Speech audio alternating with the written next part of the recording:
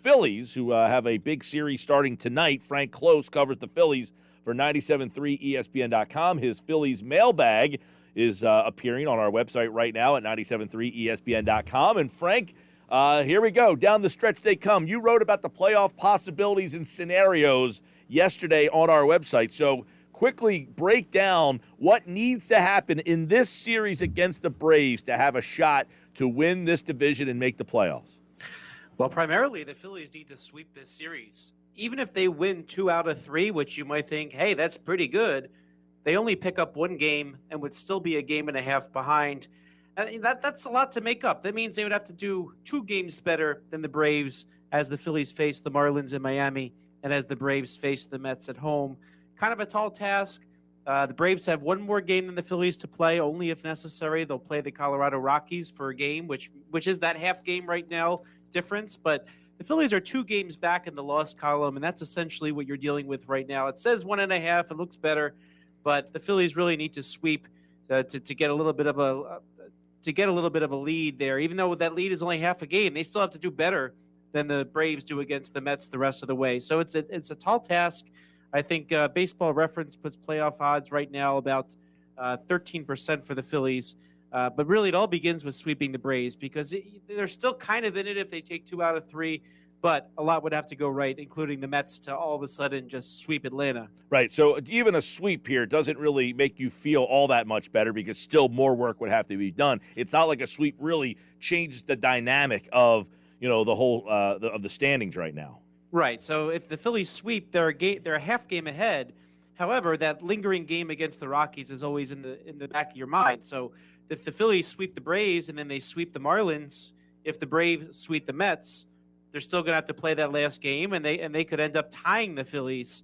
And so the Phillies could win out and still not win the division outright. They might even have to go to a tiebreaker. All right, let's go to the mailbag because there's some very interesting questions here. Here, of course, the Phillies play the Braves tonight. You can listen to the game tonight and tomorrow. We'll have both Phillies and Braves tonight and tomorrow right here on 97.3 ESPN. Brian wants to know, if the Phillies miss the playoffs, what happens to the coaching staff?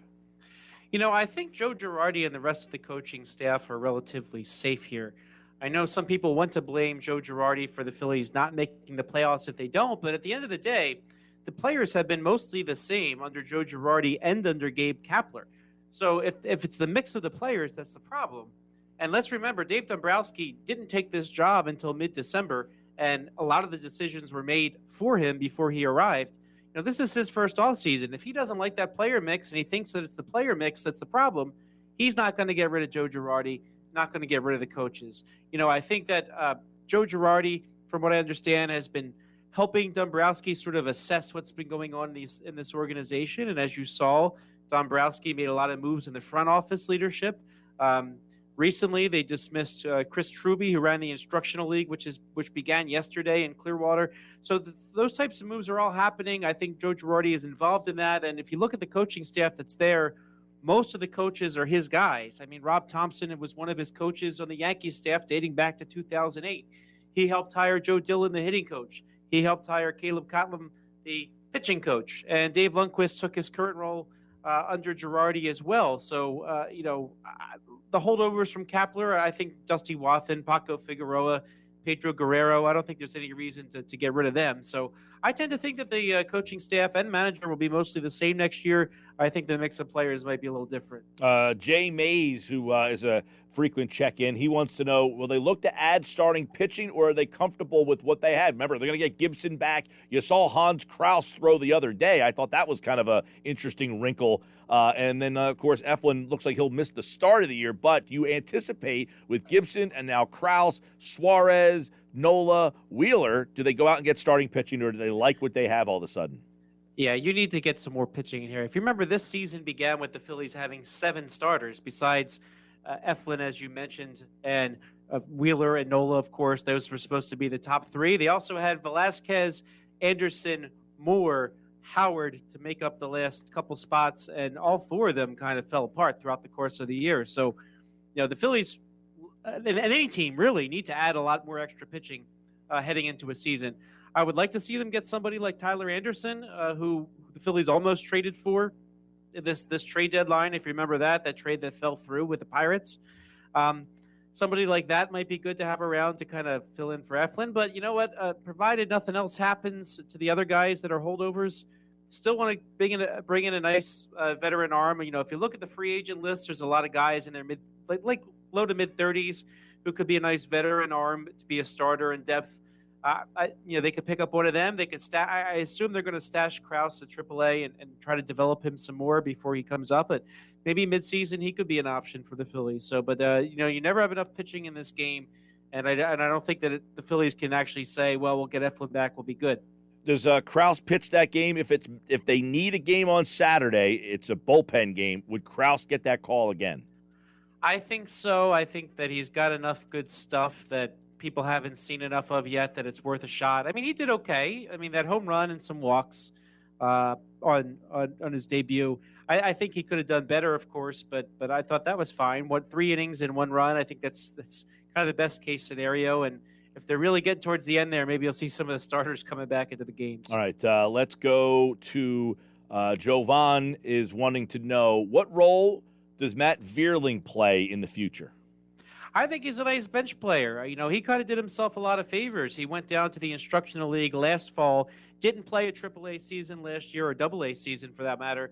So Vierling actually showed up at the fall instructs, and Marty Malloy was his old manager with the Blue Claws. He was running the infield drills last year. He's actually running that team this year.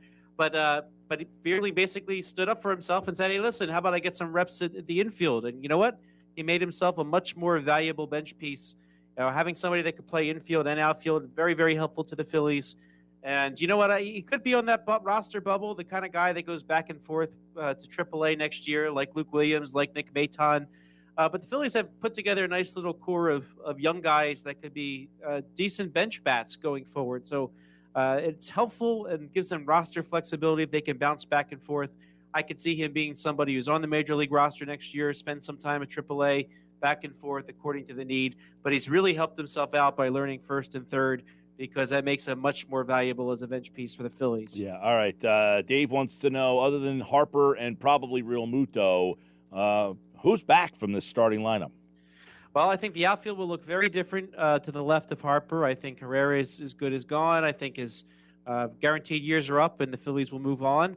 And Andrew McCutchen, he had a nice career. Certainly, I think it's time for him to go back to Pittsburgh and sign a lesser money deal to finish up his career over there. That's my personal opinion, but his contract's up with the Phillies. Now you go to the infield, that's the bigger discussion. I think Gene Segura played very well for the Phillies, and if they want to win, they might want to bring him back at second. But the rest of it all is kind of up in the air. Is there a designated hitter? Rhys Hoskins has showed he's not doing so well with first base, and I say that even with his health. So as much as you can reduce that and maybe make first base where you get a left-handed platoon bat of some sort. I don't know who that might be, but there could be somebody like that out there to come in and kind of supplement it first, giving Hoskins most of his at-bats as a designated hitter. Leave some room there for JT Real Muto as well. And then on the left side of the infield, they really kind of have to start over. I could see the Phillies being really bold and maybe signing somebody like Chris Bryant to be a kind of a player that could play left or third. And I can see the Phillies going big in terms of a trade. They were interested in Byron Buxton of the Twins last year for center field. Maybe they have to take Josh Donaldson back to make that deal happen. I could see them doing something major like that. But I see this lineup's going to look very, very different in my estimation. Big question is, will there be a DH? The answer we kind of have said all along, Mike, is probably.